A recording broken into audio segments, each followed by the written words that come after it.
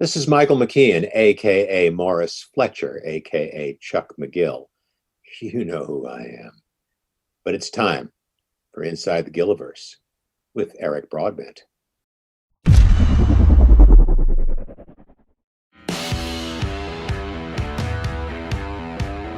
You're watching Inside the Gilliverse, talking all things Breaking Bad, El Camino, and Better Call Saul. Brought to you by the Royal Baubles Collection at bobbleheads.com. For all your favorite characters from the Gilliverse, shop the Royal Baubles Collection at bobbleheads.com. Also brought to you by Rode Microphones, the official microphone supplier of Inside the Gilliverse. See their entire lineup today at Rode.com. Now please welcome your host, Eric Broadbent.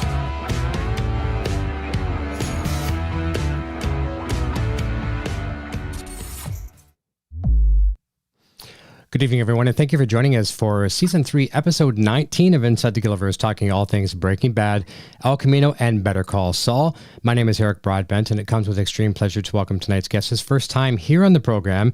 You might know him as Manuel Varga from Better Call Saul, Nacho's dad, one of the best fathers out there in TV cinema, Mr. Juan Carlos Cantu. I'm going to bring him on right now, and I think I have him. I just got to find him. Where are we? Here we are. There we are. Juan, how are you? Juan Carlos, how are you?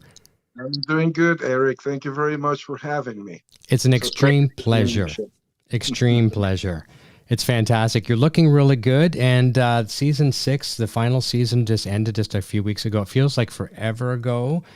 I think maybe we'll just start right off at the hot without giving any spoilers or anything. What did you think of the finale? Did you watch it? Of course I did. I figured you would. Yeah. Well, I like that Bob got some redemption there at the end. Yes. You know, he became a good guy at the end. He did. It was very nice to see.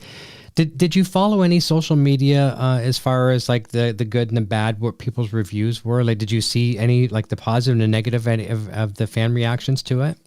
Not really, no. There were. I was when the last episode came out, I was on a cruise in Europe. So I wasn't able to see it. Actually, I saw it when I got back home. But no, I didn't look into the social media. I think there was like, well, I don't think, I know for a fact there was more positive than negative, but there were some people that said it wasn't the ending for them, whatever. And I honestly, I don't know. I don't know if I'm biased a little bit because I talk about this stuff every week, but I thought it was one of the best endings to a TV show ever.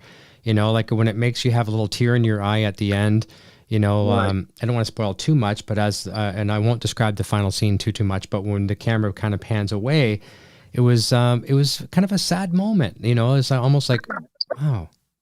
Yeah, it was. Yeah, it was. But we're going to have a million great questions for you this evening from our fans in the live chat, and we also have some voicemail questions that were sent in. But one of the first things I want to point out about your work on Better Call Saul is like the relationship between you and Nacho. You know, like Nacho's dad and Nacho was not only believable, it was a very beautiful relationship. And I'm just wondering what it was like working with Michael Mando, who we've had here on the show a couple of times and become a friend of ours. What it was like working with him, and did you ever find that there was a bit of a fatherly advice given to Michael, or what was it like working with him? It from the moment that we met on the second season, we bonded. I mean, I went up to him and we bonded, and he gave me a hug and gave me a kiss, and we became really, really, really close. We still go out to have lunch once in a while when he's here in town, and it was wonderful working with Michael. He always wanted my advice, and of course I gave it to him, and I took advice from him too in regards to how we play the scene and our relationship and what each scene meant. So it was great working with Michael. It was a lot of fun. Fantastic. Well, and what a wonderful human being he is. Yes. And you know something, I don't mean to take a segue, but I'm just actually, a lot of times I don't get to really take in everything that's going on screen. And I'm noticing something behind you that is very special to me. Jerry Rice and Joe Montana on your wall. Yeah, I have a signature Yeah, it's a signed picture from Jerry and Joe Montana. Honestly, there's only a few celebrities. I apologize to our fans. I'm getting off topic here, but there's only a few sports, celebrities in my life that have really moved me. Joe Montana, Jerry Rice, Steve Eisman from Detroit Red Wings. There's probably a couple more, but that is like, you just stole the show with that photo right there. I'm not a 49ers fan anymore because, the Rams came back to LA and I go to every game and I have season tickets and I really enjoy, especially, we won the Super Bowl. Yes. What did they call those two guys? The aerial assault or something like that? Wasn't something? It was something like that. But yeah, and Jerry Rice was always known for that. The ball's down. He's reaching over, like trying to get that extra half a yard. And he didn't use gloves. I know. Gloves were not allowed. No. Though that is amazing. So did you meet the gentleman, or did you just had it signed somewhere? Or? I bought it at a charity auction. Okay. Yeah. Wonderful. Oh, that's so cool. We're getting some I'm going to save some of my questions for later. We're getting some good questions coming in the chat already. This is from Jen Stevens, one of our friends and moderators. We talked about working with Michael Mando, but here's another greatness here for you as well, too. What was it like to work with the amazing Steven Spielberg, and what did you learn from him? Working with Spielberg, I worked in 2 films with Spielberg, Ready Player One and The Terminal. And in both of them, I was just an overpaid extra. It was, I got 1 line or 2, and that was it. It was great working with Spielberg. Unfortunately, you cannot approach Steven Spielberg. He walks around the set surrounded by 5 or 6 guys and all in a circle, and he moves and they move, and he moves and they move. You cannot approach him. Untouchable. He's afraid of somebody telling him, hey, I have a great idea, and then getting sued, Yeah. Didn't Steven Spielberg just do something with some band, and he shot like a video on, have you heard about this, like on an iPhone or an iPad or something? His first music video. Yeah, I heard something about that. I haven't seen it though. Yeah, no, I haven't either, and I don't even know who the band is. As a musician, I feel embarrassed. I don't know, but that's pretty cool. But Steven Spielberg, phenomenal. Here's a request from Xavier Rutherford, is asking if he can have a shout out from Juan Carlos. From Xavier. Good evening. How are you, buddy? Awesome. As we approach the final season here, which is, again, as we just talked about, just wrapped up just a few weeks ago, and before you received any scripts, were you, and I mean, the entire world, I know myself as part of this, a lot of the people in the community were like, what's going to happen to Nacho's dad? What's going to happen? Because we didn't know the retribution trying to get at Nacho. Were you afraid of your character's fate before receiving your scripts coming into season 6? Yes, I was afraid, but I don't know, something inside told me that I was going to be safe. Yeah. Something told you, a little birdie told you might be okay? But the thing with the production of the Better Call Saul, I don't get scripts. I get my pages. Okay. That's the way it works for everybody. You get your pages, you don't get the whole script. Oh. So you don't really necessarily know everything that's going to happen in that particular. No, not at all. Yeah. A surprise for me, which is great because I enjoy watching the show like a regular viewer. Of course. Well, that's everyone has said the same thing. If their character gets written off or killed off or whatever, they're still watching every week. It's almost like a relay race. You're carrying the baton, the other person carries it in the run. Just because one person's done that portion of it now, it's still going. There, when Mike gets killed on Breaking Bad, I felt horrible because he was my favorite character on Breaking Bad. And I felt horrible, not for the character, but I felt bad for the actor. The actor. Yes. Said, oh, man, there goes his gig. I know. But Jonathan was going to be this huge character on Better Call Saul later on. Well, I think because of Mike in the show, I think that's another reason why your character survived. Because, he was not going to see that happen no matter what. He was not going to see Nacho's dad get taken out.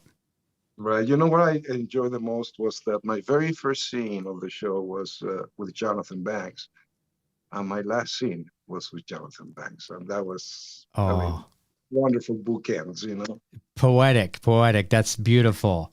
talking about bobbleheads. Yep. Okay, I saw that they were your sponsors. Mhm. Going into the my last scene. Okay, I flew to Albuquerque. And I bought, before that, I bought 3 bobbleheads. One of Mike, one of Bob, and one of Kim. Okay. And I was going to take him with me to get him signed. Mm-hmm. Believe it or not, I have never met Bob. Oh, wow. Okay. Okay. I have never met Vince Gilligan. You know when I met Vince? At the premiere party for the last season. Okay. And I met Ray a few times, and it's wonderful, wonderful, wonderful human being. And but I knew I was going to be with Jonathan, so I took my Mike bobblehead with me to Albuquerque, and I walk into the makeup trailer, you know, to shoot the scene, and guess who's there? Bob. No way. My Bob, and I didn't take my Bob bobblehead. Oh, no. So later on, I'm talking to Jonathan. I tell him, Jonathan, you know what? I bought this. But first of all, here, sign this bobblehead. And he goes, where do I sign it? I said, you know, there's plenty of space on your bald head, so just sign it on your bald head. And he did. And I told him about the fact that I didn't bring Ray's or Bob's. And he told me, just mail them to me. I'll get them signed, and I'll mail them right back to you, which I did. And within a week, I had them back. Oh, fantastic. So, that was great. Jonathan did that for me. So did they sign the boxes or the actual figures? Yeah, they signed the boxes and the actual bobblehead. Wow. Good for you. Aren't they amazing detail as well? Yeah. I have them right here. I'm going to grab them. Yeah, do that. That would be great. The fans would love to see that.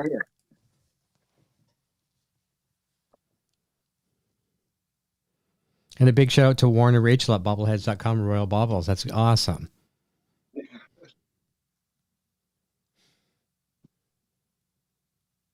All right. Here's my Mike bobblehead. Oh, right on top of the head. I love it. On the top of his head. Yeah, that's great. And here's Kim's. She signed it back here. Oh, that's good. On the wall, yeah. She also signed the box. I have the boxes too. Nice. Here's Bob's. And he signed it in the back. Perfect. Oh my goodness. That is absolutely beautiful. Great. What a nice keepsake. Yeah. I'll have to show you. I think I have, yeah. So I have the same one, but I added a little bit of decor to it. Check this one out. So we know Jimmy McGill played guitar on the show. So now, whoops, he's actually dropped his guitar, but he has an Eddie Van Halen Frankenstein guitar, but it's fallen off. He's just trying to impress Kim. But yeah, they do some fantastic work for sure. Okay, jumping over to some other questions here in the chat as well too. I just gotta go see if I can find it. I seem to have missed it, but maybe what we'll do is we'll jump over to our audio questions. I have 3 audio voicemails that were sent in, and we'll start with our first one from Karina, our executive producer, and she has a question for you. And it's always really good. She has some creative ones. It's probably not even necessarily Gilliverse related. Let's find out. Hi, Juan. This is Karina. You've had a very lengthy career in drama as well as comedy. I'd like to hear about your experience working with Rob Lowe in an episode of the brilliant yet underrated comedy show The Grinder. It's one of my all-time favorite comedy series. Yes, that was the pilot I worked on, and it was a lot of fun. A lot of fun. He's funny, and so is Fred Savage. He's great. They're both a great person. Rob Lowe has a trashy mouth, but he's great. It was a lot of fun. It was a lot of fun working with him. That's great. That's great. Here's a question from one of our regular viewers and friends as well too, Raghava. Raghava has some great questions. And you know what? I got to send you this after the show tonight, too. I wish I could show it on the screen. And I got questions. It was my fault today. I told some of our viewers to send some questions late. I was running late. He sent me his audio question, and he is an amazing, when I say amazing, an amazing sketch artist. He's done sketches, pencil sketches of Vince and Bob and Ray and Peter Gould, and they've all seen him. They love him. They were shown on Talking Saul on TV. He did send one of you tonight. Okay, so I'm going to send it to you after the show. I'd like you to see it, and I can arrange to get you a physical print of it as well, too. I'll get that sent to you. Yeah, he's amazing. But anyways, here is his question for you. Hi, Juan. It's Raghava. I'm a big fan of your performance, and I've always found the scenes with you and Michael Mando very moving. Here's my question for you. In the show, you've worked with veteran actors like Jonathan Banks and Mark Margolis. What is something you admire about them, and are there any new actors who have captivated you? Oh, good question.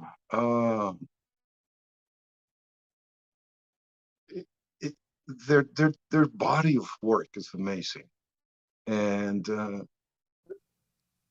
they're usually really generous actors, and by that I mean when they are behind the camera, you know, with the cameras on you and they're behind the camera, they give it all. Mm-hmm. They don't just read the lines. They both of them, they just give it all, and that's very, very common in experience. Okay, actors. okay. And I just did an episode of a new show called The Consultant. Okay. That's gonna be on Amazon Prime this winter, and the main character is Christoph Waltz, and he's amazing. He's amazing. That was fun. That was really good. He really impresses me since the first time I saw him in Inglourious Basterds. He really captured my attention. I love that movie. Yeah, there's another actor, and the name escapes, but he was on Bridge of Spies. Okay. And it was Tom Hanks and this other actor, and that man can act just with his expressions. Yes. He's amazing. I can't recall the name, but he's great. I'll look that up after the show tonight, IMDb, whatever. I'll try and find it just so I know the answer to that too. Yeah. Amazing. Well, you know what? We're talking a little bit about Michael Mando tonight too. Michael Mando and Ray Seahorn. There's a lot of actors on the show that don't necessarily speak, and the way that facial expressions, the body language, you know, sometimes is not the spoken word is what really delivers, right? In this show too. I remember doing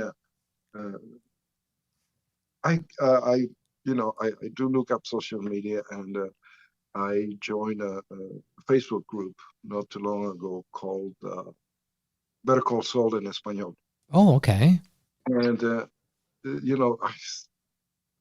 I joined the group. Somebody had sent me a message saying, would you join our group? And I did, and within an hour, there were over 10,000 responses, the 10,000 to the messages. Wow. And, I mean, it got so much that Facebook discontinued that post because there was way too many. But the next day I had like 20,000. And somebody made a comment about there's a scene where Salamanca comes to my shop and he lays down 3 piles of money on the counter. Yep. Right. And I, was hesitant to take it. But anyways, on the following episode or 2 or 3 episodes later, Michael comes into the shop, comes up to the counter, and I take out that money and I laid it down in 3 piles. Didn't say a word. But that was such a powerful scene. It Without was. saying a word. It was, for sure it was. And I'm glad you brought that scene up, because I was kind of sharing with you a little sentiment off the air before we started. And it was something about that scene. And it was something I learned from my father, who's long past now. Well, not long past, but he's passed. And I didn't learn a lot from him, but the things I did learn from him, I treasure. And one of the things he had said to me, and I do swear by this, it's better to, you know, earn your money honestly and not by hurting someone than to get rich quick and hurt, you know, at the cost of others, whether it's selling drugs or ripping people off or selling stolen things, whatever. Did you, like, was it a very personal statement for you as a person acting that role of, you know, accepting money that was, you know, dirty or whatever? You knew your son was involved in, like your on-screen son was involved in something bad, and you kind of almost had to take this money. Was it did it affect you as a person a little bit? For Michael's, for Nacho's sake, I had to take the money. Mm-hmm. I wasn't going to spend it. Yeah. You know, the fact that 2 or 3 episodes later, you know, stays still there. I wasn't going to use it. And when Michael, on season 5, I believe, when he's telling me that some guy wants to buy my upholstery shop, and I know it's him, you know, and I said, no. That's when I told him, you know, I'm not going to run, and I'm not going to take your money. I know it's your money, and it's dirty. So it was kept right there. Didn't spend on on lunch or nothing. That's right. Yeah, every dollar was there, accounted for. Mm-hmm. Yeah. Well, that's good. It's nice to hear as well too, and you could sense that, and we as the viewers knew it was something that had to be done, and he certainly did not want to involve his father in any of this. You just felt that pain, you know, and. Yeah, he died to protect his father. He really did. And speaking of which, in that last phone call, I mean, again, too, I mean, we lost him so early into season 6, episode 3, I believe. In that phone call, do you think, you know, you as his father, the character of this father, do you think at that moment he knew that was going to be the last time? Because it was kind of undecided. It's almost like, okay, son, talk to you later, or whatever the case may be. I forget the exact lines, but you could look at it as, okay, I'll talk to him tomorrow, or maybe, yes, I know it's the last time I'm going to speak to him. Do you think he knew it was the last time he was going to speak to his son? Well, first of all, I didn't know. Okay. I'm an actor that was going to be the last time I talked to him. Like I said, I only get my pages, so I had no idea that he was getting killed. So that was good. My character, I think that at that point, he's just had it with Nacho. Mm-hmm. At that point, he just, you know, I told you, Nacho, you know, I told you what you need to do. I told you 100 times. You're not gonna do it. That's it. You know, I give up. And you know, I got work to do. Talk to you later. You know, I think in my character's mind, I believe that he was telling him that so he could, you know, he tried many different ways to get him to go the right way.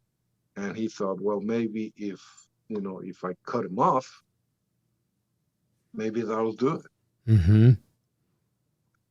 And look at that. It worked. I think there's something we learned from that as well, too. I mean, I'm guilty of it. You know, both my parents are gone. And I wish a million times over I could say something more to them. And you never know in that last phone call or the last good night, honey, I love you, or whatever the case may be. We never know. So always treasure those moments, because that was the last phone call. It was. Yeah, you know, and what a way to go. I mean, he died a very heroic death. And, you know, protecting his dad. So it was of honesty to see him go that way. It was, I don't want to say nice. Nice was not the word, but it was acceptable. As Gus would say, it was acceptable. Yeah. The beautiful thing about the relationship between Nacho and Manuel was the fact that Nacho, he loved one thing, and that was his father. He did. That was it. For him, his father was his life, you know. Yeah, he did. You could sense that. And he was the nicest bad guy, if you want to call him a bad guy. You know, he just got involved with the wrong people. And how often does that happen to people? There's people that, I don't want to say get in the game per se, but they venture into this territory. They're not supposed to be there. They know they're not supposed to be there, and they're going to do everything they can to get out, but sometimes they can't until it's too late. Yeah, well, it's too late. You can't get out of it. That's right. There's probably a lot of good people in bad places.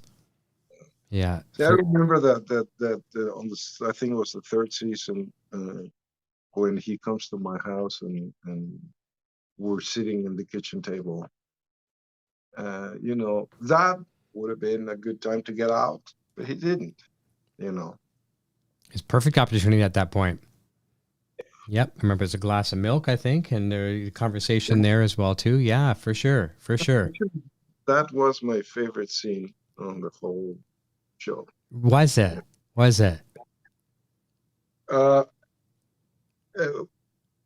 It was so intimate, Mm-hmm. you know, and so heartfelt, and so beautifully written. And you know, like I'll told Peter Gould, you know, I'm just bringing your words to the screen. I mean, you guys are everything. I mean, the writers are the ones that really deserve all the credit. I mean, I'm just a stupid actor, you know, going through through the thing. But if I don't have those beautiful words, you know, I can do it. And it was Minky, this British director. She directed this episode, and it was just amazing. Well, you know what? I think it's very admirable that you're giving props to the writers, and of course they deserve it. And it almost seems like I'm getting paid by the casting directors, but I certainly am not. But I cannot say enough about Sharon, Sherry, and the team. Like, they found you to play this role. I mean, there's a lot of actors that could have played this role. You got this role, and you nailed it. Like, I would swear you are his father. You know, so you nailed it. So you got to take some credit on that one as well, too. Oh, thank you. Thank you very much. It was believable. It was totally believable. It's like you'd swear like it's like father and son. So that was very, very credible. And it's funny that you talk about that being your favorite scene, because tonight's thumbnail for this video, the graphic that people see on their screen, that's from that episode. That's right. And unfortunately, Michael Mando, I apologize. I stuck our logo over the back of your head, but I'll make it up to you somehow. And you can't see him anyway, so I'm sure all the girls aren't going to be too upset. They can't see the back of his head. But boy, I tell you, when he was on the show, my demographic of male to female viewers, I think I had probably like about 98% male viewers to 2% female. Michael Mando come on the first time, my whole YouTube demographics just changed completely overnight. It was crazy. You mentioned me getting that when I auditioned for the part. Yes. I mean, they are so secretive. It was in a sun, and it was not an upholstery shop. It was the scene. It was I was a tailor, and it was a daughter. Oh, this guy came in to get a suit made. That was the audition. But the funny thing is that after that scene in the kitchen, I don't remember who told me, but one of the producers told me later on, when we saw you in that, we realized what we had in our hands. Wow. When you did that first episode, we have no idea what you were capable of. And, you know, they were very excited. And therefore, you know, they wrote these powerful, very powerful scenes for me, you know. That's amazing. Well, in a way too, like, because sometimes like the roles that you're supposedly given for the audition, so it's kept secret, are so far away from what you're going to be. But being a tailor kind of fits. You're tailoring car interiors, right? You know, right. So that was that's not too far of a stretch. That's fantastic. Yeah, it was pretty good. Yeah, and I love that. Another one of my favorite scenes of yours is, you know, when Mike's basically coming to talk to Nacho, and he's got to, you know, kind of like fly under the radar. So he's talking about getting upholstery done in the car, and then you know, your character is speaking to him, and okay, why would you want to spend as much money on this Fifth Avenue? You know, that kind of. It was great. And I'll tell Michael, don't overcharge him. Exactly, I know. Here's that mentioned something. I like I said, I just went on a European cruise, and 95% of the passengers were British, Okay. and I had no idea what a huge hit Better Call Saul was in the UK. And I stepped on that ship from the very first person that saw me, recognized me, and I must have taken 100 pictures with people, and they were buying me drinks and doing this. And then the word got around the ship that I was there. The Nacho's dad wasn't there, and I got approached by everything. I had a 14-year-old kid the last day of the cruise run to me, asking me to get a picture with him, and then his mother came over and she told me, he's been looking for you all over the ship. Oh, isn't that beautiful? Yeah, the amount of recognition that I've gotten from this show is amazing. And what amazes me the most, okay, is I put together all the scenes that I did the 5 seasons that I was on Better Call Saul. Mm-hmm. Guess how much time they added up to? Okay, I'm going to throw out a number. I'm going to guess because I should know this, and a lot of our fans will know. I'm going to say, and don't be insulted if I go too low because I don't know. I'm going to say 12 minutes. It's 27 minutes. Okay, and I didn't know. So 27 minutes. Okay, over 6 seasons. Minutes. And the amount of recognition that I got over 5 seasons, just 27 minutes of scenes. I mean, Bob gets that in one episode. Oh, for sure, for sure. It took me 5 seasons, but I think, and this is thanks to, again, all the writers and the producers, they created such a memorable character. For sure. Oh, they did. And that's the thing. People really feared because, in the Gilliverse community, there's all these fan theories. And a lot of them are really, really good.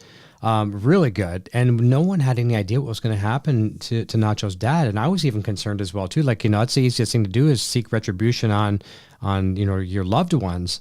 And, I think your character was up there with Kim Wexler as far as what's going to happen. Well, I saw it on the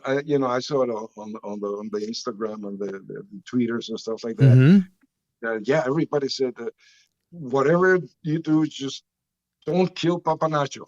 I know. Don't kill Papa Nacho. I mean, that was probably, along with Kim, I was probably one of the top ones. And somebody mentioned that I was in the whole Breaking Bad, Better Call Saul universe, the only truly good person. I think that's fair to say. I think that's fair to say. I mean, okay, let's go back to the White family. Okay, so Skylar had some involvement. All right, so she's not necessarily good. How would we fit Walt Jr. into that? Like, I mean, what did he do wrong? Well, nothing. But I get what you're saying, though. I get what you're saying, and he was never really in the game. Because he took Hector's money did not make him in the game. He took it to save his son, and he had it really available. So I agree with that statement. Yeah, I do. And where do you think that character was in the Breaking Bad timeline? Just continuing every day at work, going to work, Oh yeah. I was hoping that maybe, and this is a pitch for a sequel. Yeah, let's hear it. I want to hear it. Let's hear it. What I would love to do is I find out that Nacho left a lot of money for me. Okay. A ton of money, right? A couple of $1 million at least. Mm-hmm. And I decide to open a place for youth that are in trouble. Unfortunate, drugs and alcohol and less fortunate. They're like counseling and, mental health. Everything. I opened a center, the Nacho Varga Center for Troubled Kids. Nice. That would be a good thing to do with the money. I like a good sequel. I love that, and it's instead of putting amazing wings onto the building of the manufacturing, you're doing something for the community, and that's a wonderful sentiment for sure. Oh, well, I hope Peter's listening. There we go. There we go. I'll send him a link to the show tonight later on. But I there's so many good theories for, I mean, and here's the good thing too. I said this on social media the other day in one of the Better Call Saul groups, whatever.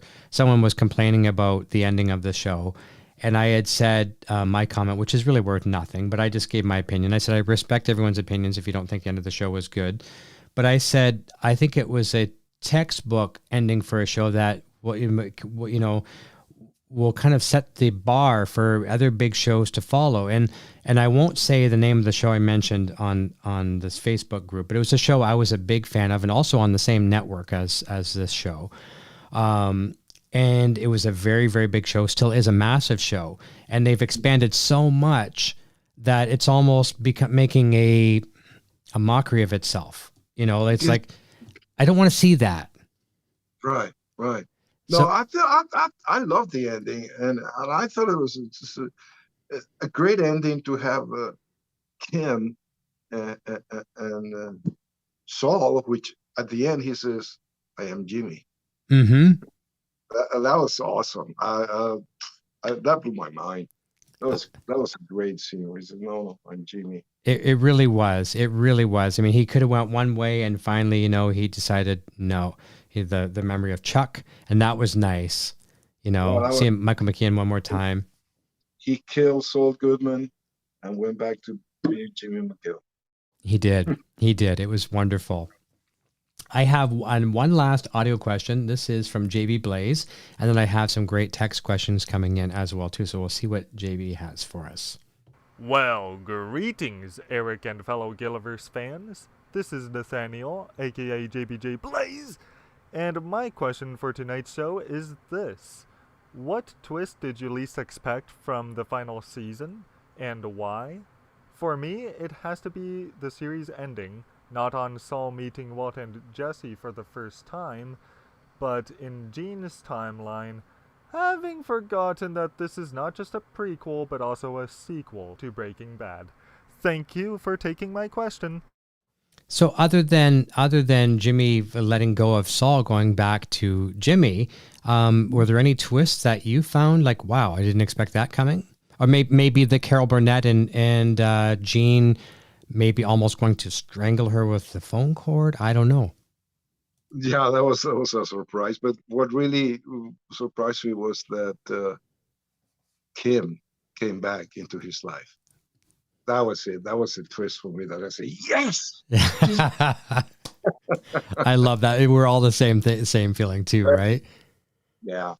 Yeah, after a very painful departure. And that was sad too, you know, when you saw Kim come to Saul's office and he's like, you know, he was hurt and he was scorned and he's like acting like he didn't care. He's checking his phone, you know, have a nice life, Kim. You know, he was not just doing that. He was hurt. Oh, yeah. Yeah, but he had to have us guys. You know how us guys can be stubborn, right? We don't have any feelings. We don't care. Go away. And then we cry on our pillow and go to sleep, right? Right. Yeah. No, that was tough. Yeah, that was a good question. Here, speaking of good questions, this is from Xavier, who you said hi to earlier. He says, was it ever a possibility for Papa Varga to be killed off and to have Nacho live? And that's kind of alluding to that earlier. I thought maybe when we talk about the fate of your character, that maybe you could have been killed off and Nacho live, you know? So what are your thoughts on that? Yes, of course he could have been killed. And the writers and the producers did struggle with that. I was told that they did think about it and that they struggled with it, what to do with they going to kill me or not. And but fortunately, I'm still alive. That's a good thing. Yeah, it was. And yeah, I really don't know how these people, how their minds work and how they're capable of doing all this creative stuff, you know? Like I said, I'm just a dumb actor. You're not a dumb actor. No, you're very humble, and that's amazing. That's great. But it takes the good words on the paper, but you deliver it. It comes down to delivery. Whether you're speaking or not speaking, is delivery. So take a bow. You deserve it. You deserve it. Thank you. Thank you, Eric. You're very welcome. Good question from Brian C. asked, did you ever meet any of the actors that you did not appear on screen with? Patrick Fabian, Giancarlo Esposito, Bryan Cranston, or Aaron Paul? I met Aaron, and I've met Giancarlo. I had a scene with Giancarlo. If you remember, there he is in the car outside a little cafe where I'm playing dominoes. Yes, yes. Nacho telling him, there's your dad. We know where he is. So I've met Giancarlo that day. I've met Fabian, Patrick, and at the premiere. Okay. For the 6th season, and I also met Aaron at that premiere. Fantastic. And it was great meeting them. Now, at that point, I think Peter Gould, I'm not sure if it was Peter or Vince, I think it was Peter that kind of slipped a little bit and mentioned that Aaron and Brian would be in the show. But until he said that, even at the premiere, I don't think too many people knew that Brian and Aaron were going to be appearing in the season, did they? I knew. You do. Well, of course you did. I know you did. But, because Michael told me. Okay. Oh, there you go. Michael Mando told me, but otherwise I wouldn't have known. Well, Michael almost told me. He was on the show, I think, the week before his character left us. And he thought I was privy to a lot of this information. A lot of people think I know all this stuff before that, and I don't. I don't usually get sure. I had some tidbits here and there from a birdie, but I don't usually know these things. And he was almost going to tell me. He says, "You know what happens to me the next episode, right?" And I kind of almost figured, but I didn't know, and he just assumed. But yeah, that's the thing. Sometimes I don't want to know. I don't want to know. Sometimes you want to be the. Like I said a little while ago during the phone call. I don't know, and I didn't know that he was going to get killed. Mm-hmm. So if I had known, it might have affected the way I played it, but I'm glad I didn't know.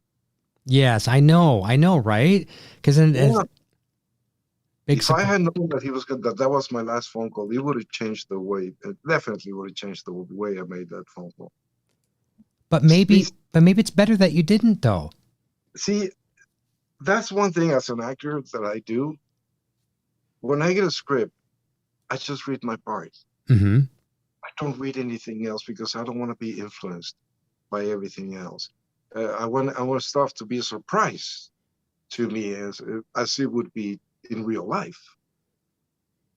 Some actors disagree with that, but I don't. I like it. No, I like it. I think if you went back and you knew it now, like if you knew it all now and you went back and read it, it may be too emotional. It's almost like there was lack of emotion, which made the scene more emotional, if that makes any sense. Lack of emotion makes more emotion because we feel it what's going to happen to him. You don't feel it. The father doesn't feel it. So we're feeling more for both of you. I don't think it could have been played any better if possibly. It would have been different. It would have been different. It would have been different for sure. Yes. Here is a question from Kevin Primus. Says, are there any upcoming roles that you can or would like to talk about? Well, like I said, I just did an episode of The Consultant. It was a really good part. I'm on another show where I'm also a recurring guest star. That's called Good Trouble on Freeform. There I play an 84-year-old man in that show. I play a grandfather. Okay. And I've done 3 seasons of that show. I've done a couple of episodes every season, but it's a really nice part too.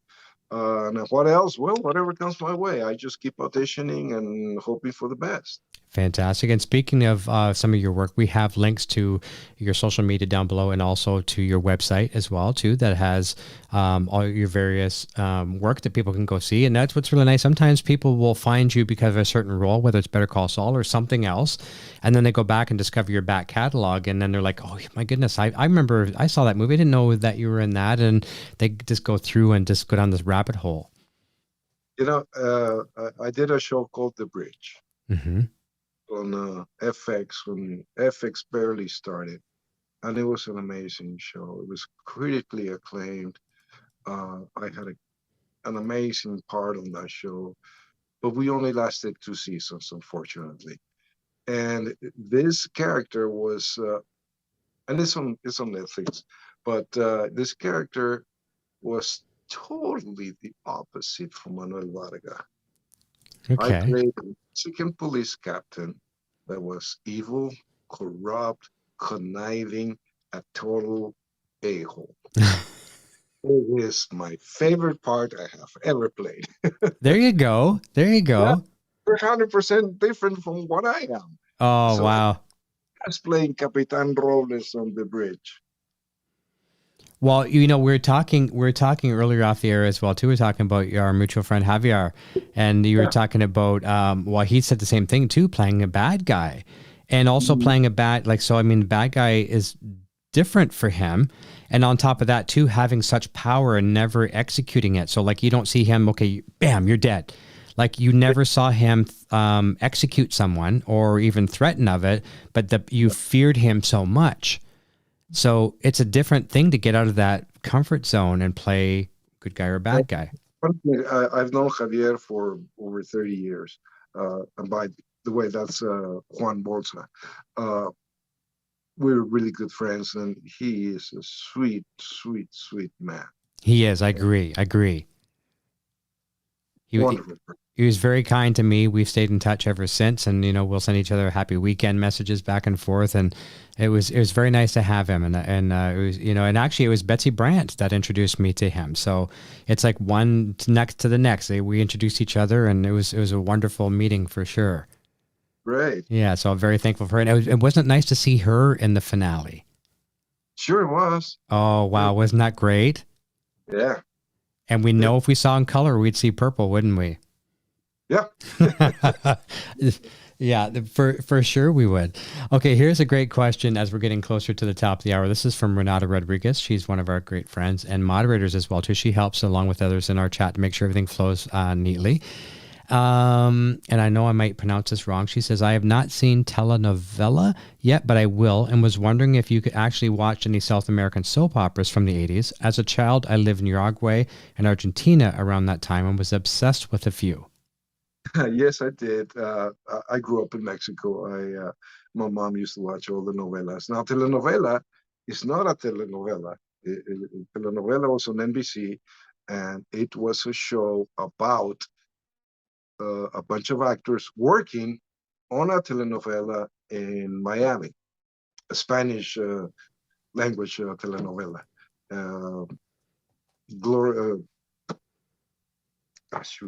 Eva Longoria was the star of the show. Okay. It was an ensemble show, and it was pretty funny, but we only lasted 10 episodes. Oh, okay. And I played the patriarch. Yeah. Of the telenovela. So I play an actor playing an actor, right? I was a dirty old man.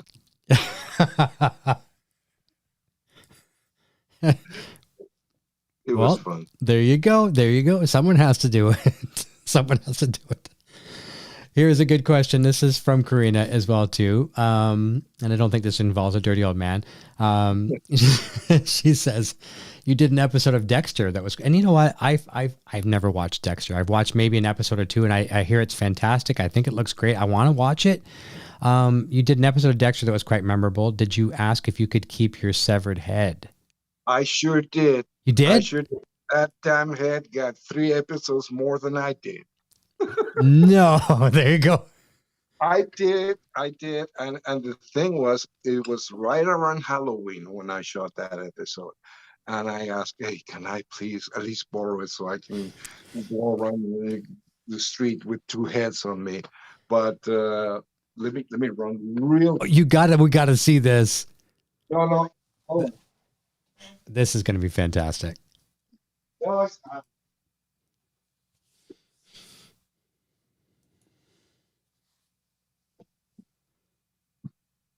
Karina, I'm glad you asked that. And they said, this is worth about $5,000, so no, you cannot have it. Okay. On the episode that I did of The Consultant, there's a lot of flashbacks. And on those flashbacks, I am the age that I am now. Mm-hmm. But in real time, I'm much older. Okay. So they did a lot of prosthetics and stuff like that, and they did this. Mm, They used to make the prosthetics. This one they let me keep. okay. So that's kind of the mold for it kind of thing? This is the mold, Wow. There's nothing inside, but it's nice to have. I have it over the piano. And there's a button underneath that opens the bat cave. No. That's hilarious. So I don't want to know. I would never ask a question about how much money. I'd never. That's rude. But does a person, if their likeness continues on, are they still compensated that way? Like if the head survives and seen in other episodes, is that, how does that work? Like I said, I got one episode. The head got 4 episodes, but no, I didn't get paid. Wow. We don't need you anymore. We've got your head. We're good. Yeah. Yeah. You will validate your parking, and thanks for coming out. Yeah. That's it. That's hilarious. Okay, so that was from Karina. This is from Eden96. Did I get that right? Yes. Is there a type of character you'd like to play or actor you would like to work with in future projects? So you played endearing good guy. You played very bad guy. Is there a type of character that you haven't had the chance to explore yet and you'd love to? Jesus, I would like to play a very powerful man. I would love to play a character sort of like Tony Soprano. Okay. That type of character with a little evil in him, but not too much. With also being, a nice family guy in a way, but complex characters like Tony Soprano. I would love to play one like that. Well, that's fantastic, and that's a kind of I don't dare want to use this in the same sentence because we're not even the same. But let's compare it. Let's go back to Better Call Saul for a second, like Lalo or Gus, both so powerful and yet so charming. Like that's the scary factor. You get you give me a handshake, a hug, and next thing you're cut, you're killed. Like that's power when you don't know when it's coming, right? I would have loved to play Gus. Oh, I know. Yeah, so very, very scary. Ruthless scary. Yeah. Here's a super chat from, if I'm going to say this wrong, Shuba Ghosh. What do you envision as the backstory for how Ignacio entered the cartel world? That's a good question. How do you think he got involved in that? Just a good mind, bad choices? I don't know. Let's hear your thoughts. Just got in by chance.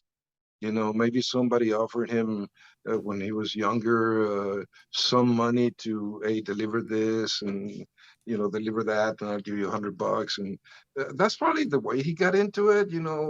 As a young, probably a teenager. Because he did work at the poster shop. Yes, he did work there.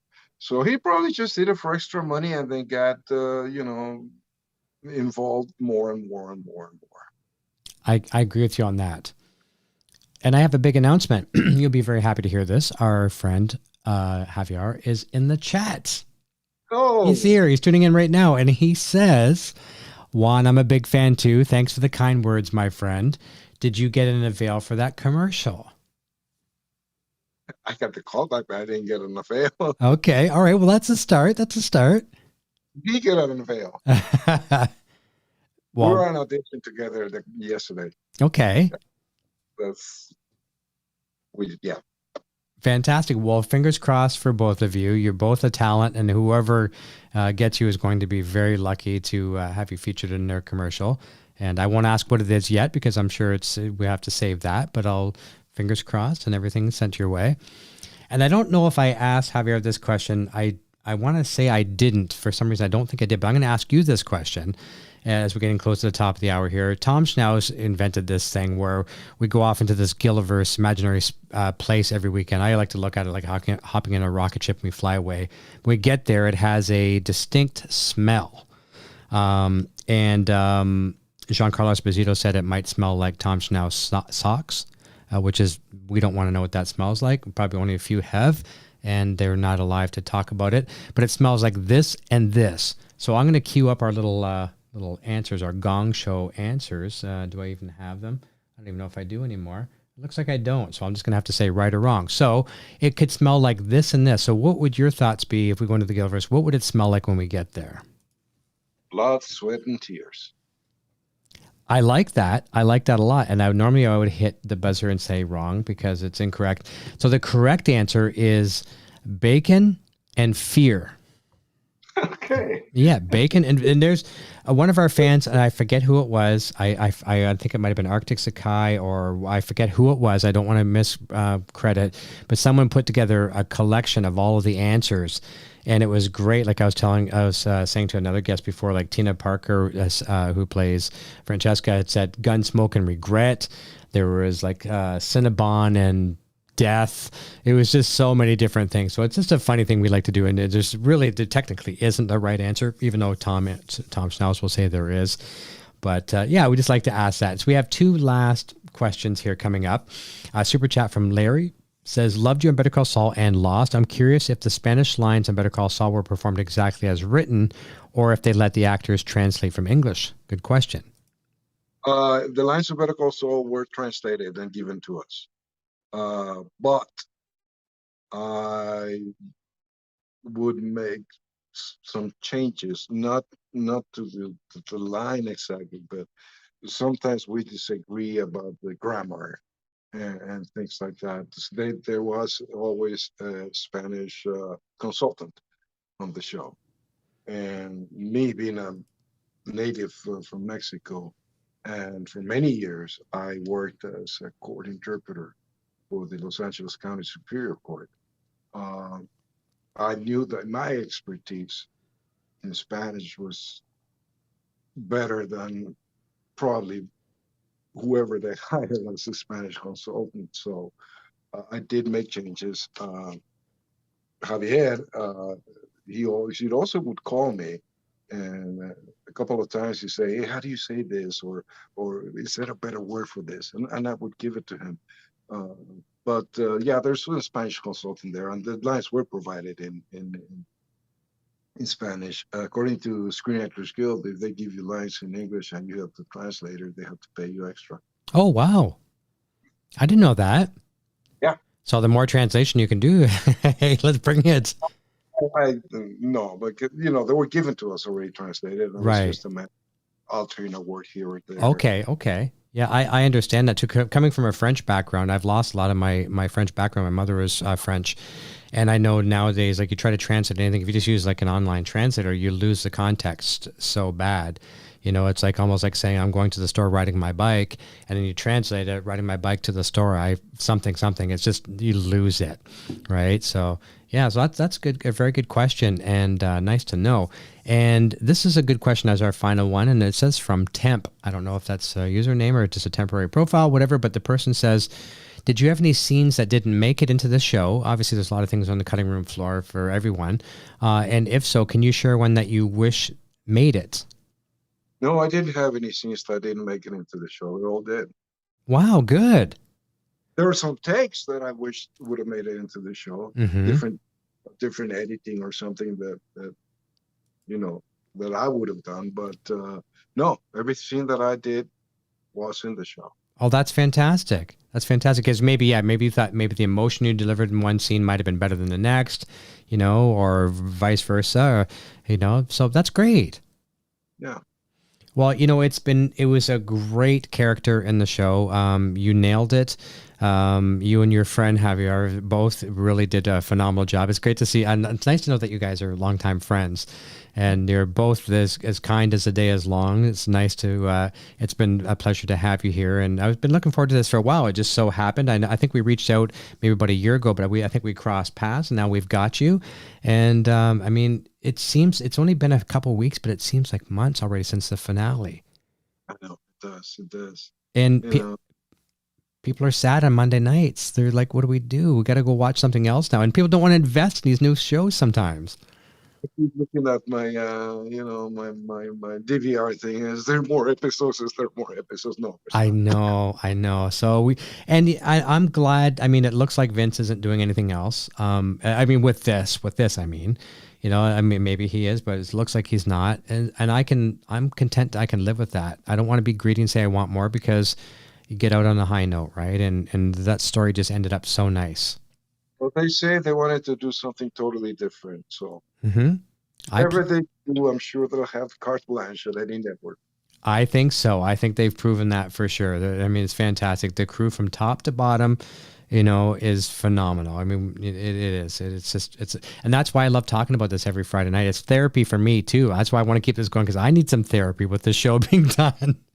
The whole crew, I mean, everybody was wonderful to work with. You know, directors that I worked with, Michael Morris and Gordon and Minky and Peter directed me one episode. They were all wonderful. And the producers were wonderful. And, you know, Melissa Bernstein, everybody. Yeah, it's a phenomenal organization. The entire, you know, none of us are as good as all of us. Everyone together makes that what it was. And I don't say I'm not part of that. I'm saying all of you make that what it was. Yes, it takes a village. Yes, exactly. Well, listen, it's a long weekend here in Canada. Long weekend in the U.S. too, is it? It's a weekend. It's Memorial Day. Yes. Okay, there it is. So a fantastic long weekend. I wish you a safe one. I'll say goodbye to you off the air. And this is our only show for September. We're taking a little bit of a break.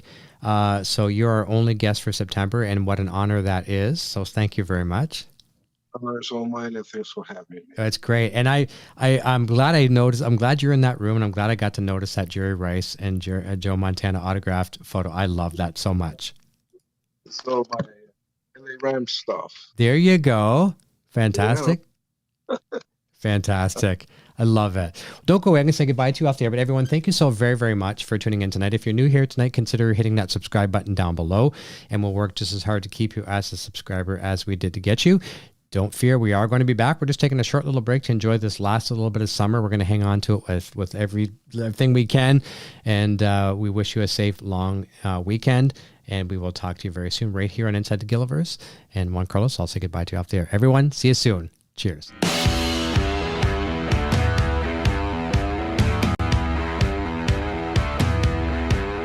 Thanks again for tuning into Inside the Gilliverse with Eric Broadbent. Be sure to check back each week for more great discussions and interviews with cast and crew from Breaking Bad, El Camino, and Better Call Saul. Please like, subscribe, and share this video with your friends.